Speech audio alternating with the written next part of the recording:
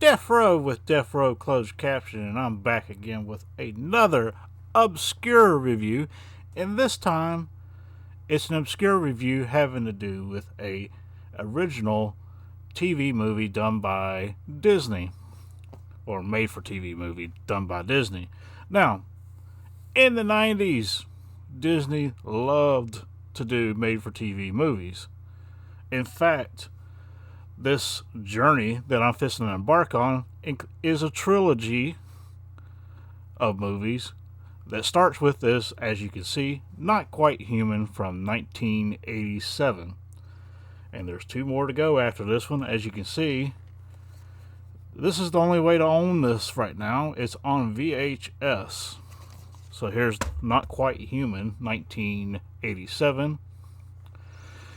If you like what you've been seeing, hit that like, subscribe button, hit that notification bell so you can see the ones that I dropped that are very obscure, like this trilogy that I'm fixing to start of these made-for-TV movies, Not Quite Human, Not Quite Human 2, and still Not Quite Human.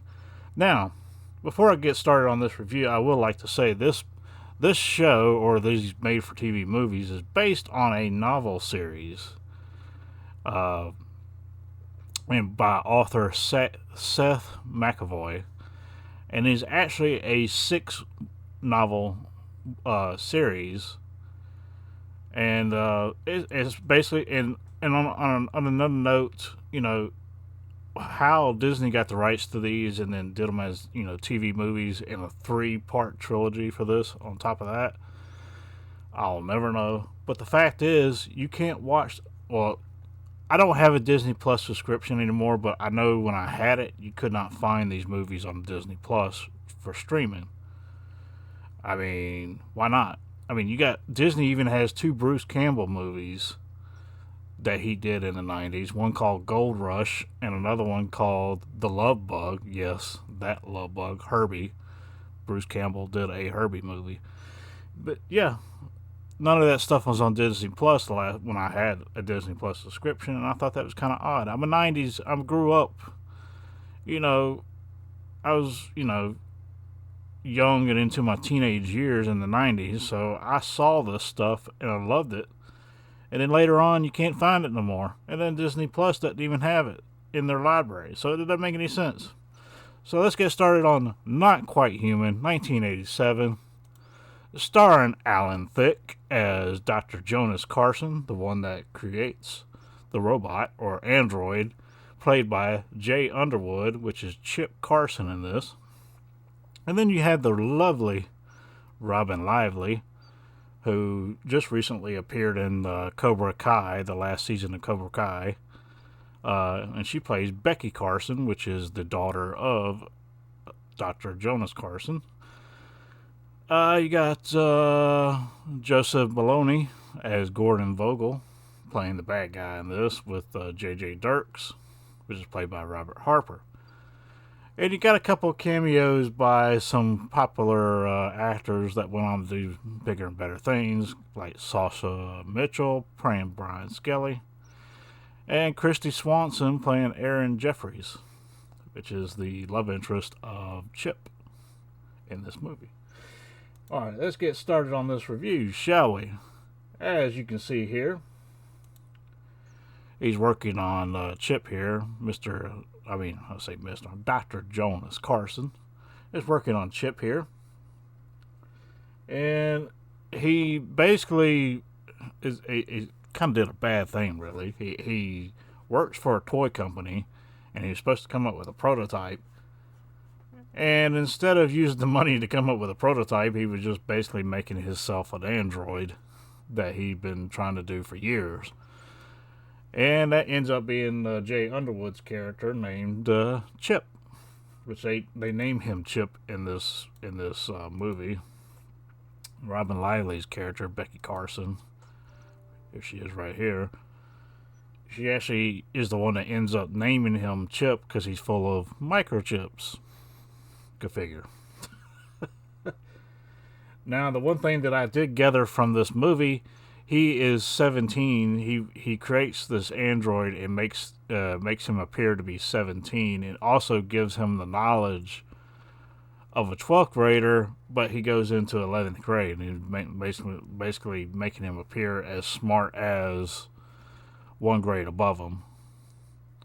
And it's odd, I know. I mean, Android could be infinitely smart with AI, but he creates this AI in a way at 17 years old and has the knowledge of a 17-year-old, but can learn faster than anybody else and all this other stuff. But us, at the same time, can also learn emotion. So, with that in mind, we keep going. And here, first time we see Chip raise up, and he has finally cracked the code on whatever he was working on his computer to create Chip and give him a voice and everything else.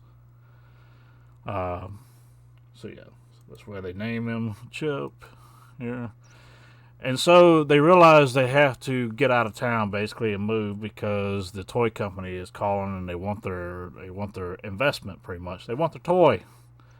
And of course he ain't gonna give Chip up as a toy. So he passes Chip off as like his son, his older son, because he makes Chip older than Robin Lively's character, Becky Carson. I don't know why I said that. And yeah, so that's why. So they could be in the same grade when they go to school, and he's already got it mapped out. He tells Becky that, hey, we got to move. I've already, because we got to get away from this toy company and all this other stuff and all my liabilities that I had to take with me. And she's upset because they're moving again, but she finally realizes, this is probably for the best anyway. So she's okay with moving and kind of taking up with, trying to keep up with Chip as well, because she's very interested in it. And then the toy company gets this rabbit right here. And that's the toy that Dr. Jonas Carson turns in as the prototype, and it ends up not being what they really wanted. It's like, obviously. And so they're pissed off about that. And so the two toy guys, the one scientist and the toy guy or whatever, they decide to chase after Dr. Carson and try to steal Chip, pretty much, because they realize the other doctor there, the one played by let's see, what's his name, Robert Harper plays JJ Dirks, which is the one with he's got like a camera strapped around his shoulder in this scene right here. He knows Dr. Carson pretty well, and he knows he doesn't have a son. He only has one daughter, and his wife has passed on, therefore they couldn't have another son, obviously. And so that's when he realizes that he finally did it. He actually did create an android with intelligence. But the problem with the android, you find out throughout the movie that he takes everything quite literal. And I have to say, Jay Underwood pulls it off when it comes to playing like an android. I mean, the way he walks, talks, all the 9 yards, dude's a great actor. If you don't know who Jay Underwood is, he's actually the first guy to ever play Human Torch in Fantastic Four from Roger Corman's version that never got released. And he also played the boy that could fly. If anybody ever seen that, he's been in a few episodes of Star Trek as well, and different characters, that kind of thing. But if you saw his face, you know who he is, Jay Underwood. I mean, he's got a very recognizable face, and so does Robin Lively, and of course Alan Thicke as well. I mean, all recognizable actors in this movie, as you can see right here. Jay Underwood sitting in the back seat as Chip, Robin Lively as Becky, and Alan Thicke as Dr. Carson. As we move on, you see Robin Lively. If you don't know who Robin Lively is, he's Karate Kid 3, Teen Witch, and of course she just reappeared in the Cobra Kai series in the more recent, or it could have been season 4 and 5, I believe, that she was in, as the sister of who Danielson marries. The sister of, or it could be a cousin, I'm not quite sure. Can't remember everything, alright? I just know it's Robin Lively, and she's a very pretty redheaded woman. I'm biased. Yeah, give me a little nos here. As we move on, they're moving to a new town because they have to get away. He's already got a job, Dr. Carson does, at the school as a teacher. And they, in the meantime, as they're moving in and everything, they decide to take Chip in and around the area and get him used to the area and get him to learn to play, different sports and have take pictures and everything. Like, they've been around each other for a long time. They're trying to create a persona for him so he, has something to talk about and he's just not going in there all weirdly and stuff. And so he's finally in school, and of course he's making everything awkward because he takes everything literal. And the teacher tells him to sit down, take a seat anywhere. He just takes a seat on the floor type deal. If I get a shot of that right there real quick. Yeah, and that's where you see Sasha Mitchell's character, Brian Skelly, talking to Robin Lively right here. And, let's see if you can get a good view of him right here. There you go. He's in another TV series on TGIF. I can't remember the name of the TV show, though, but he plays like the cousin of everybody that lives in the house. It's right off the tip of my head, but I can't remember. Anyway, Sasha Mitchell, everybody. He did go on to do the Van Damme movies after Van Damme quit doing them. I can't remember that all of a sudden, too. Anyway, let's keep going. We're not talking about that. We're talking about Not Quite Human, 1987. Let's get back on track here. Alright, let's go. So he gets to class. He does all kinds of things because he takes everything literal. And of course, right here, he's sitting at the table with a girl. Right here, Christy Swanson's character named Erin. As you can see right here, she's to the right of him. Pretty cool. I mean, they got some pretty good cast here, obviously. Anyway, it goes that, everything gets kind of weird, and Chip actually ends up going and seeing the school psychiatrist at the end of the day. Because when he gets shoved in the lunchroom, like, something happens and it messes up his circuitry, and he starts like repeating everything in the same voices as the person that was talking to him too, like almost like an impressionist. Anyway, Dr. Carson goes in there real quick and gets him out of there and everything. And the psychiatrist looks like she has a little bit of a crush on Dr. Carson, of course. Whatever.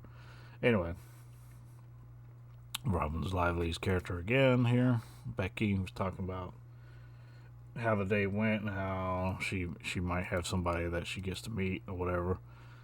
Anyway, she doesn't want to walk Chip back to the house, so Chip has to take his own route back to the house, even though Dr. Carson didn't want him to go alone. Ends up running into the bully. The bully tries to punch him, ends up hurting his hand. And of course, this nerdy guy right here that's talking to him is like, I was always on your side, and he really wasn't. Anyway, this ends up being a-hole nerdy guy. Nothing worse than an asshole nerd. I mean, it's fine if you're a nerd, but don't be an asshole on top of it, Anyway. So they had to go find him, and they finally, like, Chip's battery was so far down that he had to plug himself in, and he plugged himself in while he was in the bathroom or something like that. Let me see if I can catch a shot of that. His battery's starting to run down. Here we go. So he pulls the plug out of his, his leg. And it's slow, like, he's like, Jay Underwood's character, he's like going really slow because his battery's gone down or whatever, and he's trying to plug himself in while he's using the dude's bathroom so he can charge up. Anyway, pretty cool shot. I mean, obviously they're just using a prosthetic leg with a plug in it, but still pretty cool. I mean, you got to remember too, this is 1987. This is the same year that Star Trek Next Generation came out, and you had Data with the similar prosthetics. You know, the different. Pretty cool, actually. So anyway, he finally charges up enough of where they can track him on the tracker, and they find him at the dude's house, and they get him back. And then, of course, she's all upset because she doesn't want the responsibility of keeping track of a android like this, even though Dr. Carson kind of just like threw it on her. I mean, any teenager would be like, well, why the hell I gotta take care of an android just because you created it? Not me. It's like getting a dog that you didn't ask for, but you're gonna be told to take care of it. Anyway, so they go to the dance, and there's like this big commotion about, and that's what's going on right here. Is Chip feels sorry that she didn't get to go out with Brian Skelly, because Brian Skelly is going with Aaron Jeffries to the dance. And Chip is telling her, I'm sorry that this happened. I didn't mean for it to happen that way. And she realizes when he says that, like, wait a minute. He's experiencing emotions right now, and he's apologizing for something he did. And so that's when he comes and tells Dr. Carson. She goes in there and tells Dr. Carson, like, look, he's feeling an emotion now. Like, he feels sorry for what he did today and all this other stuff. And, like, holy crap. Anyway, so they go to the dance, and they, you know, do a little scheme, and basically, like, Chip cuts in so he can dance with Aaron, and then, Becky dances with Brian Skelly. Whole 9 yards, and of course, you know, they end up going back to the original way. She gets up with Brian, and you know, whatever. Anyway, we get towards the end, and we meet the toy guys, and they're trying to kidnap Chip. And the way they do it, they use like a radio wave to jam his signal, so he can't defend himself or anything. And then they take him. And apparently, as Dr. Carson explains later, is because of the damage he received while they were at the dance, and somebody spilled a drink on him, and it messed up some of the circuits that he had to fix later on. That's the only reason they were able to kidnap him, is because of that little bit of damage. It wasn't a lot of damage, but it was just enough for them to mess the signal up and take off with him. Anyway, so they kidnap him, get him in a van, and then they go after. And so old toy dude, he's like, hey, I'm going to lure them in here and trap them, and then we're going to escape. And then so that's what they do. And so they finally get there, and they get into the van and realize, wait a minute, he's not in there. And this, you know, the whole time Chip has been struggling to fix the problem with the circuitry so he can regain his control over himself. And right about this time, he's able to fix himself, and just in the nick of time, because Becky and Dr. Carson are in the van, and lo and behold, the van is being picked up by a forklift and put in the cruncher to be crushed. You know, because they're at a crushing yard or whatever, or old scrap yard for cars. So they put the van in the crusher, and like the toy guys, like, yeah, we probably need to do something about it. But then they're like, nah, let's let him go. Let's get out of here. But then Chip gains his consciousness back, throws the toy guy in the box that he wanted him to get in, and then takes off running towards the crusher machine to save, basically save his sister and his dad, is what it's come down to for him. It's pretty cool. He pulls the plug on the machine to keep it from crushing the van, and then they get out. See right here, it's cool. It's a cool little running scene, to be honest with you. Let's see if I can catch it right here.